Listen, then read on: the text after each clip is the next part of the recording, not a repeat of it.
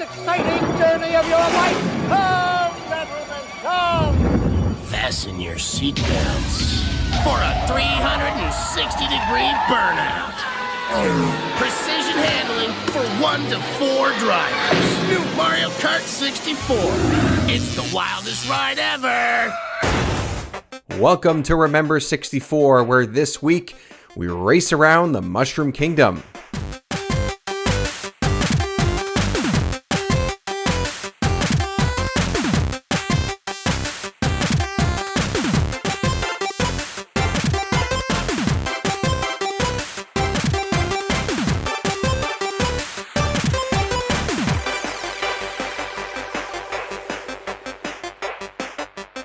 Welcome back to the show, everyone. My name is David Petrangelo, and I'll be your host for this adventure as I collect, play, study, and discuss the classic Nintendo 64 console with you and fellow nerdy guests. This is the podcast where you'll get a short history and fun discussion all about N64 games every 2 weeks.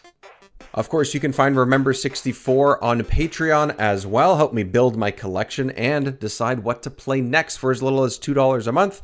Even if you want to join as player 3 in on the party, you'll get early access to each one of the episodes, at least 3 to 5 days early. You can find that at patreon.com/remember64show. If you have any questions about it, always feel free to ask. I'm available on Twitter, Instagram, TikTok, and through email, remember64show@gmail.com. Well, this time you've entered level 4, where we're going to talk all things Mario Kart 64.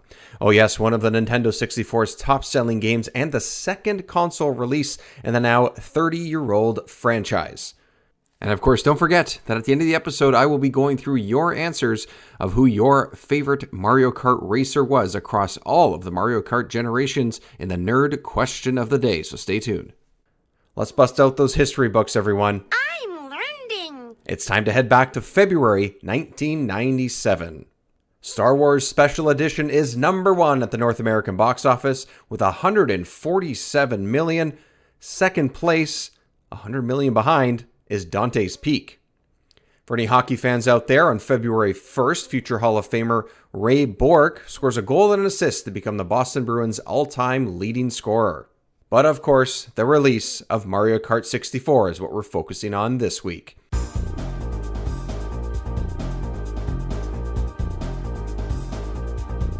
Well, in the months leading up to the original release date for the N64 itself, Nintendo teased that it was working on a new Mario Kart title called Mario Kart R64.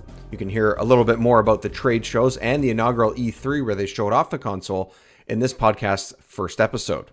While in development, legendary game creator Shigeru Miyamoto decided that Nintendo's next big kart racer would be a big step up while also being very accessible to people of all ages. We'll get to that in just a little bit. As mentioned, Mario Kart R, which stands for rendered, was shown off a number of times, whether it be a demo or screenshots, while at US and Japanese trade shows over the years. Nintendo really pushed the fact that the N64 had groundbreaking technology at the time.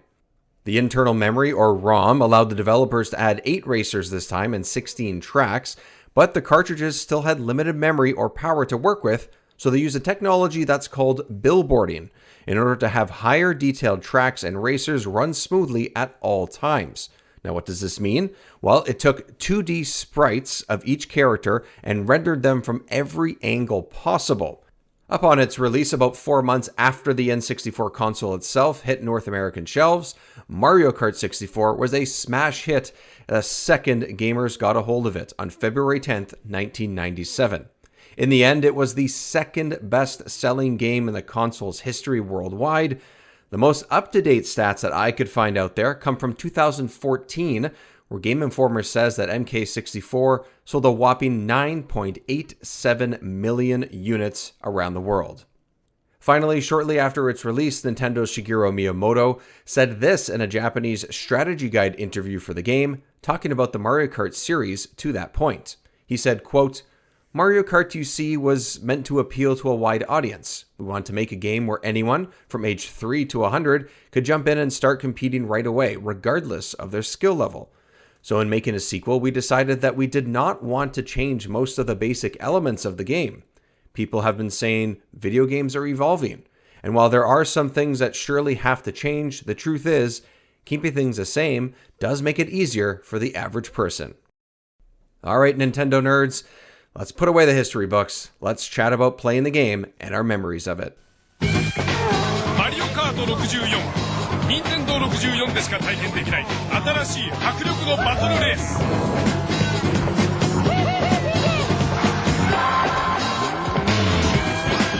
2人3人そして4人対戦プレイなら超面白いマリオカート64ツインカラーのコントローラーとセットで新発売Of course, now it's time to get into the memories, the good times and the bad that we had with Mario Kart 64. And I'm really happy to have friend of the Back in My Day podcast show. We have Neil from the GameCube Was Cool podcast joining us to talk about Mario Kart 64. Neil, welcome to the show. Yeah, Dave, thank you so much for having me. I'm really excited to talk about the Nintendo 64 and Mario Kart 64. Even though I do co-host a GameCube exclusive podcast, I do play other consoles, and the Nintendo 64 is such a near and dear console to my heart. Got it back in Christmas of '99, so I was really hyped when you asked me to come on today to talk about it, because as most of our listeners know, my co-host Mike Lane hates the N64, so anytime I try to bring it up, he never wants to talk about it. So thank you so much for having me on. No worries. I'm just here to give you an outlet, man. That's it. Hey, any outlet I can get, man. The N64, my best friend doesn't like it. It's the only issue we have over the years. That's when the boxing gloves come out. Yeah, exactly. I don't know what he did. You have to settle it over a Smash on GameCube or on on Wii or something like that, like a neutral console. Exactly. I don't know. We can't play with that three. He can't figure out the 3-pronged controller ever, it seems. Right. But he didn't grow up with it. I don't know what he did before the year 2001, but we became friends nonetheless. So yes. All right. Well, it still happens. So that's great. So let's before we jump into the 64 itself and the game, let everybody know about your show. You mentioned it's all about the GameCube. Let's hear about it. Yeah, the GameCube Was Cool podcast. It's a recorded and produced show from here in Toronto. We're a weekly podcast every Thursday on all the major podcast services, Spotify, Apple Podcasts. I don't even know what they all are anymore. There's just so many, dude. There's so many podcast services now. There's got to be at least 20. Like, come on. There has to be. Yeah, at least. We find, we have our stats and we get, these podcast services we've never even heard of. But, there's Google Podcasts, too. I think we're on iHeartRadio now. But if you can think of a podcast service out there, we're probably on it. But Mike and I, my co-host Mike Lane, we every week sit down and we talk about one game, or sometimes we talk about 12 games at a time. Our goal really is to just get through the North American GameCube game lineup. It's 555 games. I guess at the time of recording this, we're about 90 episodes in. We've covered 410 games. Wow. So we've been doing this for about 2 years now, man, which is hard to believe. It'll be 2 years this May. We're coming up on our podcasting anniversary, and it's been such a cool project. We've met a bunch of cool friends like yourself. We've had a couple of interesting guests come on. We've had one girl from Nintendo Life come on. We've had an announcer from an NHL arena in Vancouver come on the show. So just these random guests that have come on to share their memories of GameCube games from back in the day. It's just something that Mike and we bonded over as kids, and during the pandemic, we needed something creative to do, like an outlet. And this was the obvious thing. So 2 years later, we haven't missed a week. So if you haven't already, go on over to any of those podcast services and check us out. And we've covered most of the games by now. So there's got to be something out there that you'll probably like. Yeah, there's tons of really good ones, including, Mario Kart and the like. Basically, the next evolution of a lot of the games that I'll likely be playing and talking about here as well. So it's sort of like a perfect transition. And that's one of the reasons why I also wanted to have you on too, is because you've played very recently and experienced very much more recently than I have a lot of the next iterations of all these games, and Mario Kart's a big one too. So we'll talk about Mario Kart on GameCube and Game Boy and all that stuff as well. But you mentioned that you had your 64 in '99, I think you said, Christmas. So what was your experience? Like, were you the kid in that popular video ripping open the wrapping paper and screaming at the top of your lungs when you got it? Or was it just like, okay, this is my next console and this is fun? Because you got it about 3 years after it came out, right? So I guess a lot of people don't necessarily get their consoles right when they are released, which is fair enough. But you're right in the smack in the middle of the life cycle of the console. how did all that go at that time, if you can remember? Yeah, dude, it's a long time now. So I was born in 93, so it was Christmas of 99. The N64 was really a gift for my older brother. He's 5 years older than me, so he must have been around 10 or 11 at the time, I suppose. So the memory for me is very foggy. I don't think I was that kid in the Christmas onesie screaming the N64 when he unwrapped it. It was a gift. I think it was a gift from Santa, if I remember correctly, and I think it was either GoldenEye or Perfect Dark. It was one of the shooter games that we got with it. And then we also unwrapped from our parents Mario Kart 64. So I think it was Perfect Dark and Mario Kart 64 were like the first two games we got. We got the N64 packed in with the atomic purple see-through controller, which was dope. And it came with Yes. the standard gray controller, which of course, since I was the younger brother, I got the gray controller every single time. And you're also And player 2, of yep. course. Of course, player 2. My brother always got like the first pick on his character in Mario Yeah. Kart because he was fast. He had the dexterity. He could pick the best character or whatever it was. And I was always stuck with, since there were only 8 characters in the game, I was stuck with the other 7. But yeah, those are my memories. And over the years, my parents got us, I guess we got the console a couple years late because they wanted us to be a little older. They wanted us to, I guess, develop a little bit in terms of our hand-eye coordination and video games. So this wasn't our next console. This was actually our first family console. Ah.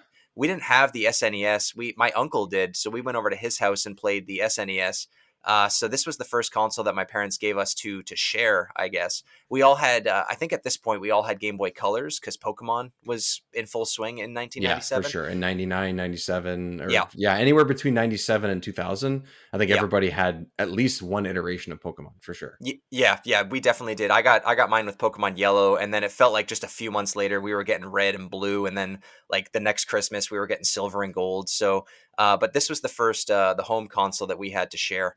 But like the memory of getting all of these games just is completely gone from my memory. But not long after getting this console, within what feels like a few months, we had Pokemon Snap, we had Stadium, we had Diddy Kong Racing, we had GoldenEye and Perfect Dark and Mario Kart and Star Fox and just like all of these incredible games. We missed out on a few big titles like the Zelda games. We didn't get any of those until way later, unfortunately. And Yeah. more notably, which is interesting to me, is that my parents never got us another Mario anything for the N64. Oh, We didn't. crazy. We never got. Yeah, we didn't get Super Mario. We didn't get any of the Mario parties. We didn't get Mario Tennis or Mario Golf. So this was really my Mario game for the first few years of my life. Eventually, our uncle gave us the SNES with Super Mario World, which became one of my favorite games of all time. It was my number one favorite game until Breath of the Wild came out. Awesome. But Mario Kart 64, being my first Mario Kart experience, was also my favorite Mario game and like my favorite Nintendo 64 game for the longest time. And as the years have gone by, I eventually had adult money and I had an eBay account. So I eventually went back and bought all those games that I missed. I bought Zelda and Ocarina of Time and Majora's Mask and Mario 64, Banjo-Kazooie, another game that I missed back in the day. So having access to eBay and all of these games and now the virtual console, it's just a great time to be an N64 collector. And not that I didn't play these games back in the day. I did at friends' houses, but it's nice to finally own them and be able to play at any time. And I own all the Mario Karts too. So like I bought every single one after that: Double Dash, DS, Wii, and like I can't say no to any of them. Like occasionally I'll be on the couch and I'll just like, you know what, I want to play Mario Kart DS today, or I want to jump back and play the Super Mario Kart. Like I never really think of like only playing the latest one. I always go back to the old ones. I just get random urges to play these games because they're all so damn good.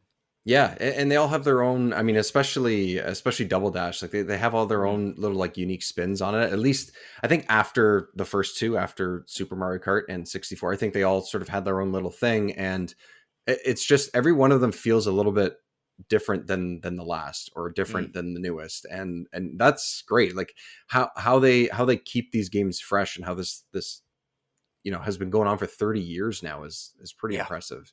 Mhm.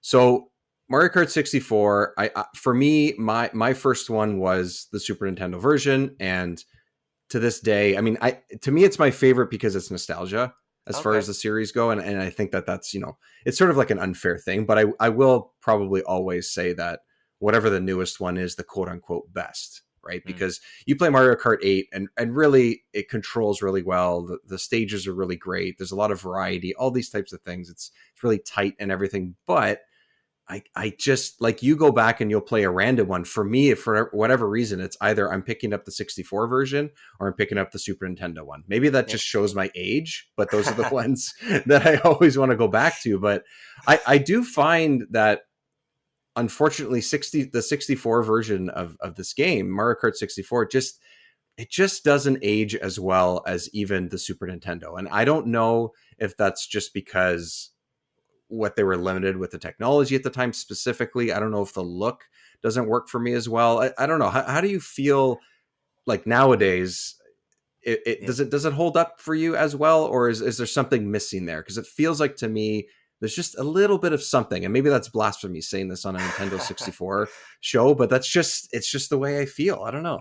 It's a risky move to insult any of the Mario Kart games on a Nintendo podcast. It feels like as soon as you bash any of them or point out anything that's wrong with any of them, I feel like the fanboys will just jump on you and dogpile you and tell you why you're wrong.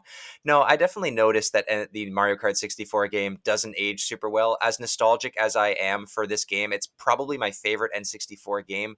The only couple ones that might be up there against it are the Zeldas and the Mario 64. But Mario Kart 64 is definitely the game that I played the most. Like back in the day when we had half-day kindergarten kids, like I would come home at noon and basically play this game until Pokemon was on, and then after Pokemon was done, go back and play Mario Kart 64, not noticing that not noticing the limitations of this game, that there were only 8 playable characters, that there's only 4 cups, there's only 16 courses.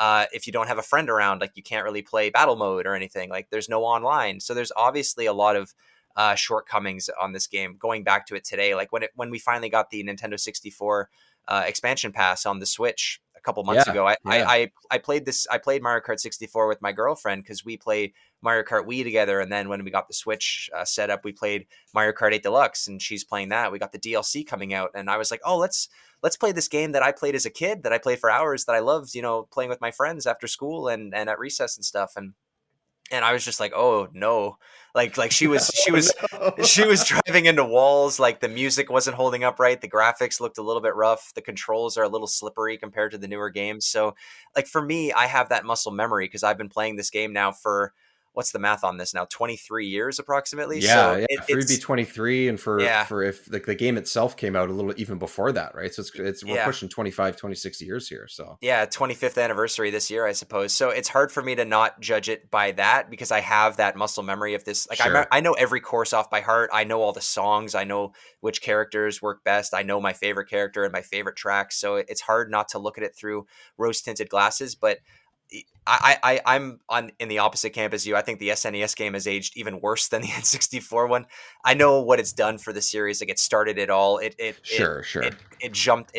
kickstarted the kart racing genre, which really is huge, like especially in the 2000s. But like you said, every game after the SNES game, up until the Wii, I would say it just got better and better and better. I don't think the Wii is better than Double Dash, but that's a hot take that we obviously have because we're very biased towards GameCube games. But yeah, it is tough to go back to the N64 version in some respects. Yeah, and I think there's little things like, they're trying to do more with the technology, but just the way it looks, right? Making the courses and the characters more complicated is the wrong way to say it, but sort of put more depth to it and everything, right? Mm-hmm. And the look of it itself for Super Mario Kart, for the first one, just works better for me, maybe because it looks a little bit more like a hand-drawn type of animation, because a lot of those types of games are, which is why you see so many different, iterations of indie games, for example, like use that kind of art style.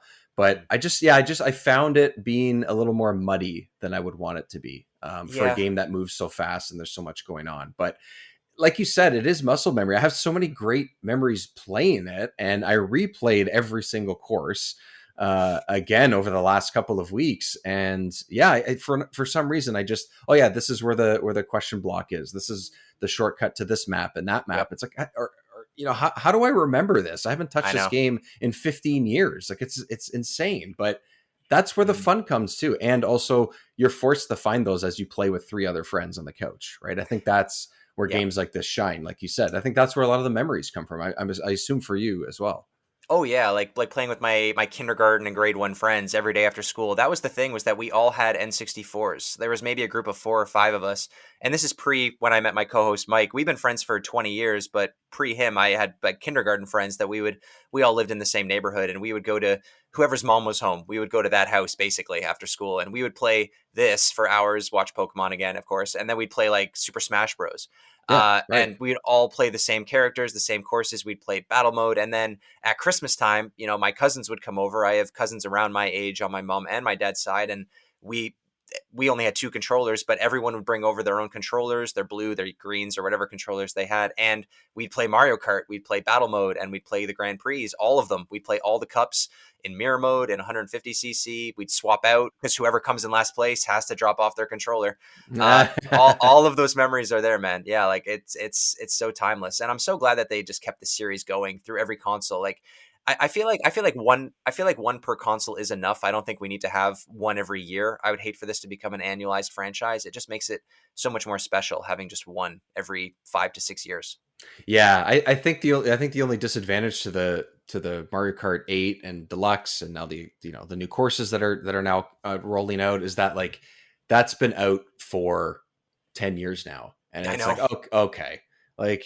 Yeah, I get it. It still works. Like I just said a few minutes ago, like it still works. It's still a great game. It's still awesome, but it's like, okay, I want new tracks. I don't want what I played for the Wii. I don't want what I played for the GameCube again. I want something new, and you don't need an expanded roster. There's 40 characters you can pick now at this point. And, it is crazy. You mentioned it a few minutes ago too, where it's like you pull up the menu for Smash Brothers, which was on our previous episode. You pick it up and you go, "Oh, I have only these guys to choose from." Where's Mewtwo? Yeah, exactly. I wanted to pick, Diddy Kong when I wanted to race on Mario Kart 64. I go, "Oh, well, they didn't do that yet. It was just Donkey Kong," which is fine by me. I love Mr. Donkey Kong, but it's just sort of funny that's what it is. So, did you have a go-to character or a favorite track or any of that? I think you mentioned that a little bit before. I do, and I did. Yes, my favorite character in Mario Kart 64 is Bowser. I love Bowser. He's a heavy. The characters do have weight to them. There's like Bowser, Donkey Kong, Wario are the heavies. Mario, Luigi, and Toad, or Mario, Luigi, and Yoshi are like the middle range. And yeah, the like sort of middle ground feel. Yeah. Yeah, and then you got Peach, Toad as the light ones. I'm forgetting somebody in there, I think. But yeah, no, I always went to Bowser, and that was what was always so frustrating to me playing with my older brother, was he always got to Bowser first. So I'd be left with someone else, and I'd usually pick Yoshi. Yoshi's my main for every Mario Kart game after this. I even on Mario Kart 8 Deluxe, I always play as Yoshi. I have my bike all picked out now, but I was just playing Mario Kart 64 before we started recording, and I went to Yoshi just to see how he plays in this game, and it's not good. Like, I need to play as Bowser in Mario Kart 64. Yeah, I just couldn't get the feel down, eh? No, I couldn't. Like, I need that heavy guy, because like as soon as you bump into anything in Mario Kart 64, I feel like you just go flying. So as a light character, like I could never play as Toad, which my sister and my cousins always did. I could not understand that. Did you have a main character that you go to? I mean, at the time, I'm pretty sure I gravitated towards Bowser as well. I think just because it was like, cool, I'm playing the bad guy, like that kind of thing. Yeah. But I don't know that at the time I really always went to one character, because I don't know, honestly, if I really had the nuance to know the differences. Like, I really don't think that I had that at the time. Yeah. I mean, I played this more when it came out at 97, 98 and all that. And I don't know. At the time, I think I just went with the character that I liked. But I do know that I think Donkey Kong is who I always gravitate towards, because I really love Donkey Kong games. And even now in the new ones, it's newer ones. Diddy Kong is, he's lighter and everything, but I don't know. I just go to the characters that I really like their series, I think is a lot of it. So I do like the heavies too. I tend to even do that with the Super Nintendo version. I play as Donkey Kong Jr. for some reason, just because. And then as far as like favorite tracks go, I always really liked the Boo levels, the sort of haunted house levels, because I find that I like the music. I think it's sort of that like creepy, string and piano music and stuff. And I just, I just like how when you bump into the wall, I know it makes it more difficult and frustrating sometimes, but you bump into the wall and now there's a hole in the wall. And if you screw up that turn next time, you're off the track. And I like that added difficulty to it. I don't think that they hold up as well in Mario Kart 64 compared to some of the others, but I've just always liked the look and feel of those stages. So I think that's why I gravitate towards those. But I do like just the first set of levels in this game, like just the first tracks that you run into, like just Luigi's Raceway. It's just a circle, but it's fun. I don't know. I enjoyed it. So yeah, I don't know what track or tracks stand out to you. Yeah, I love Wario Stadium in this game. I don't know what it is about it, but it's like the dirt bike racing track, basically. Where it's basically Excite Bike. That's what it is. Exactly. It's so cool. Like you've got a stadium of people watching you. They've got jumps, like you can jump over the course. They've got like little bumps. The track just feels so, I don't know, it just feels really unique. And like I know that there's like a dirt bike stadium now in every Mario Kart game since then, but I always loved playing that one. And like you would get to a certain part where you could see the Jumbotron and you were on the Jumbotron. I just love that. And like if you knock and like when someone's about to go over the jump, if you hit them right before they go over the jump, now they're back down to like the middle of the course again. Oh, man. You've knocked them back like into 8th place just by like screwing them over at that jump. I love that course so much. I always picked that's the Star Cup. That I always picked that one. That was always like my warm-up track to play for whatever reason. I just loved it because it goes from that to the penguin level, which is really cool as well. That's the one I was just going to say that I also really like in this one. Yeah, I really enjoyed that. I played that a couple times the other day and I go, no, I actually really like the feel of this one. It's fun. Yeah, it's a great one. I love that one. I love the music. I love hearing the penguins and like they're sliding all over the place. And of course, the penguins are iconic in Mario 64, which I didn't know at the time. This is my Mario game. And you've even got like Peach's, what's it called? Peach's Raceway, I think it's called. Yeah, I think it's Peach's Raceway. I'll find it here. Something like that, which they remade in the Mario Kart 8 Deluxe version, which I didn't like as much, actually, that remake that they added. But that one's got like this massive jump in it, which you get like a whole bunch of boosts. And then you take a massive you get like jump. 3 or 4 boosts, and then you have a huge one that goes over a huge gap. Yeah. You jump over like the lake kind of thing or the giant pond. And honestly, like playing this game when I was a kid, I would get that feeling you get like when you're on a roller coaster, when you go up and then you're going down the hill. I would get that feeling in my stomach. Like this is years before VR or anything. Just playing as a kid, like you felt like that sense of height and dropping, and then sometimes you bounce, sometimes you don't. It was so cool. And then the bounce. That's right. I got at that a couple times. I was like, how did I do that, or where did that come from? If you time a jump at just the right time, you get like a massive extra bounce, which was just a really random boost there. And you can even go off course in that game too, I believe, and go over to the castle to go like explore Peach's castle. Of course, if you do that, you instantly come in last place.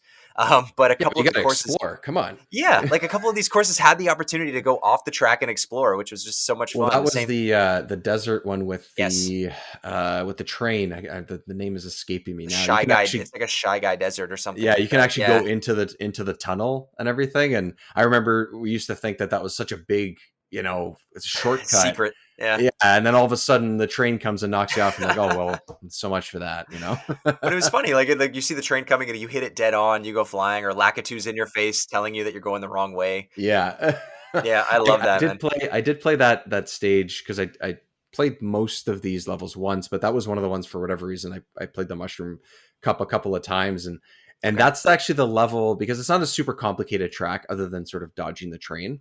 But that's the one where I really realized that the rubber banding in this game is on like high alert. It is green means go every single time that you are in first place, right? So, I actually ended up speeding past it just by chance. I think I was in second or third and I had a mushroom. I sped right past the train, and then 2 or 3 characters that were behind me just got smoked.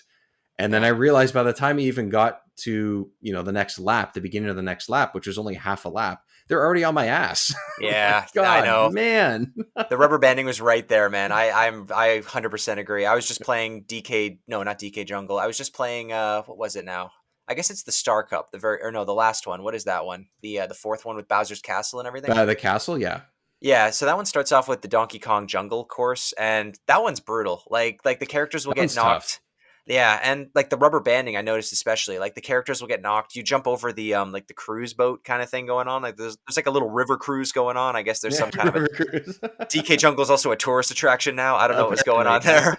But like one character will get knocked into the river and then the next thing you know, yeah, they're right on your butt again. But when it happens to you, you're in 8th place for the next 5 minutes basically. Like there's just no it's not even at all. And you get the items, of course, you get better items when you're in last place, which helps. But again, when you're a kid, you don't notice that there's rubber banding. You just assume that these guys are really good and you got to be better. But yeah. Yeah, I mean, I understand the idea of it, and believe me, I mean, obviously, this is not the only game that uses that. That's just what I noticed recently. But the one thing that stood out to me too that I completely forgot until I picked this back up again is there's no coins.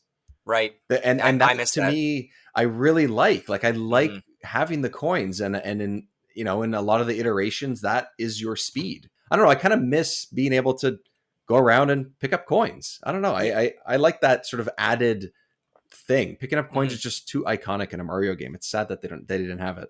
Yeah, I don't know why they didn't do it in this one. It's like a little bit of a meta game too. Like you want to finish Yes. the game in first place, and you want to finish with a full pocket of coins with all 10 coins. Like I was playing Mario Kart 64 today, and like after playing Mario Kart 8 Deluxe now for like you said 10 years, it feels like.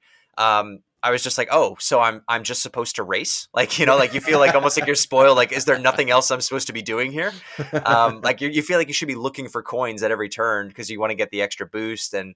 That's the way you get 3 stars when you finish the Grand Prix. If you have 10 coins in every race, you get an extra star for doing that. So yeah, I love the extra like metagame to it too, where like you feel like you've done better if you finish a race in first place and you have all the coins. I definitely missed it. They did that in the SNES version, but they didn't bring it back until was it DS or Wii? Like they didn't use Yeah, coins for a it while. took a while. It was 2 or 3 iterations that they Yeah, didn't. yeah, I don't have a ton of experience with Double Dash, but you obviously do. yeah. So No coins what's there. there's no coins as well, right? Yeah, so No. that's a little strange. I mean, that game is kind of on another level, right? So Mhm. what do you think that Double Dash learned from this, because you have more experience playing that with it being with it Yeah. being your console, your game, so to speak, like what stands out to you other than, I mean, I think the obvious is the co-op, but other than that, is there anything else that sort of says like, wow, they really learned their lesson from previous iterations? Yeah, they learned a few things they also didn't. Like for one thing, Double Dash it has the same number of tracks as Mario Kart 64, which always bothered me. Like Mario Kart Oh, does it? Oh, 64, okay, I thought I had it's a couple. I thought I had one more cup. I didn't realize. no, it's 4 cups again. Unless I'm like drawing a like I'm completely blanking here, but I'm pretty sure it's only 4 cups again. They added another one, but it's all the mirror modes basically. Which so Right, they it's a kind bit of of a snuck cheat. Yeah, yeah they snuck that one in as like the 5th cup technically was the mirror mode. yeah, maybe that's what But I'm thinking of then. Yeah.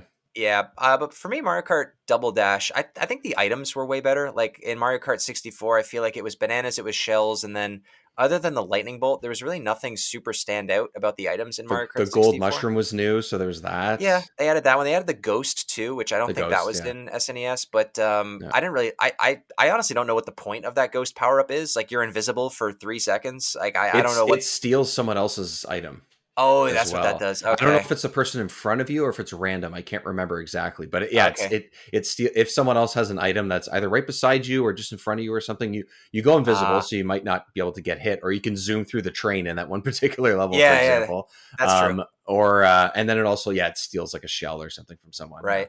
I was always a fan of the 3 red shells. That was kind of my love it. favorite item to Yeah, use. Yeah, that was my favorite item. Everything else I could do without. But in Double Dash, one of the coolest things that they added in terms of items was that every character had their own unique item, which added yes, just that's another right. level. It added just another level like of strategy there. So you could pick your 2 characters, which is also pretty neat. But Mario and Luigi had their own special item. Donkey Kong and Diddy Kong had their own special. Yoshi and Birdo, and so on. So they all had their own item that you would only have if you played as that character. And then as well, they added extra carts too, so you could customize your cart depending on how heavy you want it to be or light. So they just added so much more customization there too. But other than that, I think it improves on Mario Kart 64 quite a bit. It is different than a lot of the other Mario Kart games too. Like I find it hard to see how they went from 64 to Double Dash and then to Wii, which is a much more of a safe Mario Kart game. Going from Double Dash to Wii, that was a different jump too. But Yeah, for sure. Yeah, there's something about Double Dash. I think a lot of it is like all those little customization sort of things with the mhm. abilities and everything. Like, there's a lot of ideas in that game that they did not use again. Like, I think Yeah, we talked about this probably on your show when myself and Mike maybe it was on our show when you came on, how it's just like there's all these ideas that Double Dash had that just they haven't been used 20 years Right. later. It's kind of strange. Mhm. Although, you know, like we said, Mario Kart 8's been around for a decade, so there's only so many ideas they could do in a new game, I guess. Oh, dude, when they announced the new expansion pass with the new courses, Mike and I, my Mike, we both have a Mike co-host, which is interesting. We were both talking offline, like, oh, like maybe they're gonna add double dash mode. Like, you know, they're adding all of these Oh courses. Like, yeah. I don't know how that would change the dynamic of that game. I'm not a game developer, if you couldn't tell. But You like can they, tell by our discussion for the last 20 minutes. Yeah. I don't make video games for a living, quite honestly. But I would love, like, as much as I do love getting new courses, like we just got the expansion pass just recently, and it's fun to go back to a couple of N64 games, a couple of DS games. It's all cool. I'm playing this Mario Kart Tour levels that I've never played before. I would love to have a double dash mode where I can have two characters.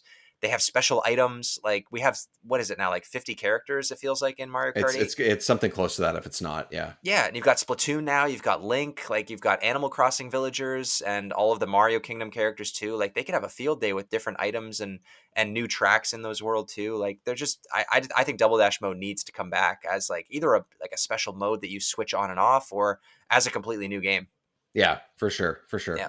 I do love seeing the Mario Kart the remakes in Mario Kart 8 Deluxe, like the tracks that they kind of remaster. That's true. Yeah. Like I have enjoyed that. And even in Mario Kart 7, they put the Cheap Beach, the beach level, I think that's the name of it.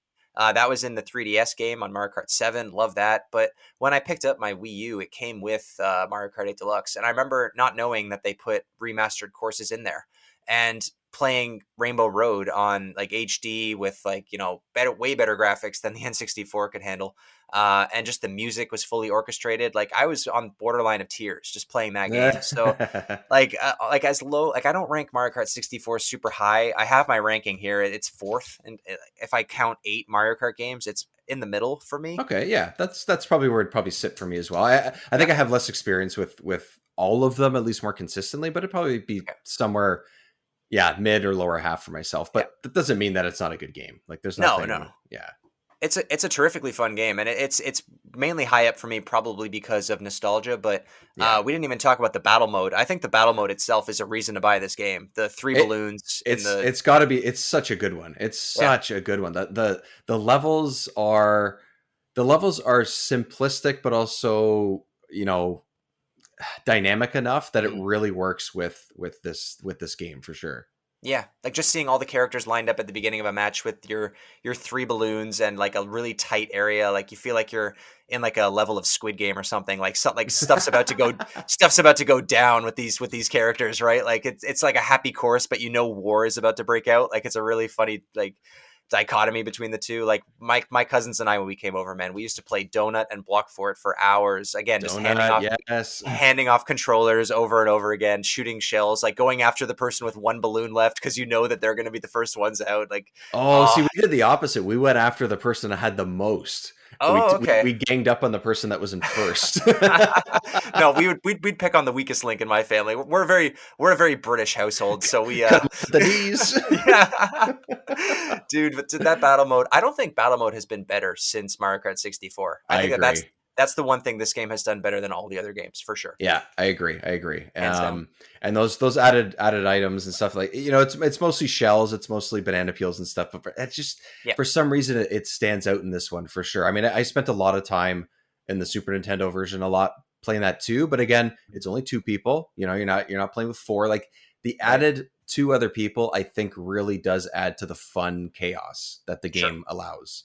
I think that takes it a lot further and a lot higher. So, all right, Neil. Well, I appreciate it, man. Thank you so much for coming on the show. We'll 100% have to have you back on to talk. I have hundreds of games to eventually talk about. I don't know if I'll be 80 by the time I do that, but and hopefully my N64 is still running by that time. But eventually I'll get to the ball, and eventually we'll chat about more games. So I appreciate you taking the time. It's a lot, man. I 100% appreciate it. I love the N64, not as much as I love the GameCube, but I do have a very big soft spot for it. And when you asked me to talk about Mario Kart Mario Kart 64 specifically, I had to think like it's probably been 20 years since someone asked me to sit down and talk about just Mario Kart 64. Like this was the lunchroom. I feel like I'm like in a lunchroom in kindergarten again. So I really appreciate you having me on. And yeah, definitely anytime you need me to come back, let me know. I have a good stack of N64 games, so I'm down to come back at any time. And I know what it's like to cover a full library of games. So best of luck to you.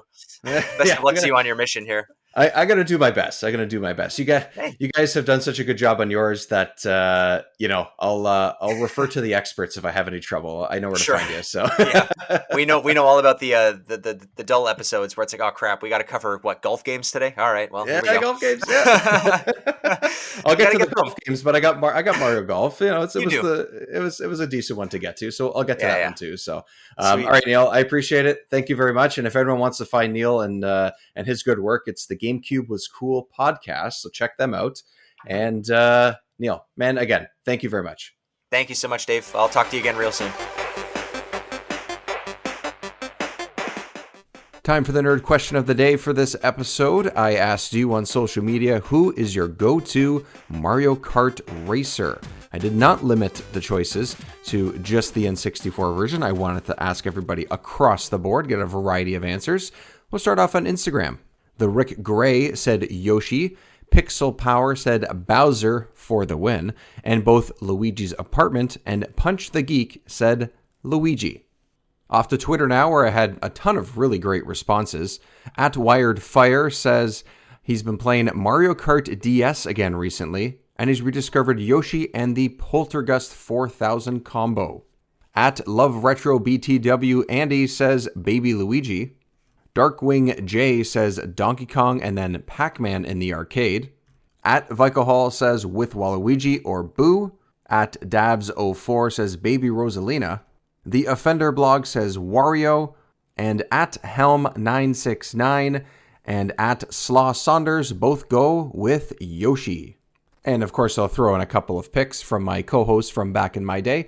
Mr. Michael R. Powers says Toad, and Ian Walter, no surprise here, he says, I'm a Wario, I'm gonna win.